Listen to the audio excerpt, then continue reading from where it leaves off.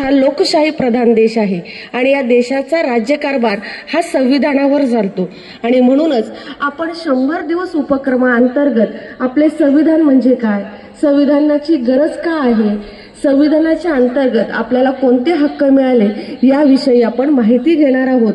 दररोज याचा एक भाग वर्गात पाठवला जाईल। आपण वाचन करायचे आणि आपल्या घरी आपल्या भाषेत संविधानाची माहिती सांगायची आहे। आज पहिला भाग म्हणून आपण संविधान म्हणजे काय हे पाहणार आहोत। मनुष्य हा समाजशील प्राणी आहे। सुरुवातीपासूनच तो समूहात राहत आलेला आहे। कितीतरी प्रकारच्या समूहामध्ये तो सतत वावरत असतो। सुरुवात होते ती स्वतःच्या परिवारापासून। दैनंदिन जीवनात तर आणखीन कितीतरी प्रकारचे समूह आपण बघत येतो। उदाहरणार्थ कुटुंब, मित्र परिवार इत्यादी। माणसाचे जीवन काही एकाकी अस्तित्वात आलेले नाही, तर हजारो वर्षाच्या उत्क्रांतीतून ते आकारास आले आहे।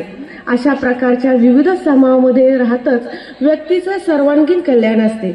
अशा समूहात राहिल्यामुळे व्यक्तीला एक ओळख होते। दैनंदिन गरजा उदाहरणार्थ अन्न, वस्त्र, निवारा, शिक्षण या भागवल्या जातात।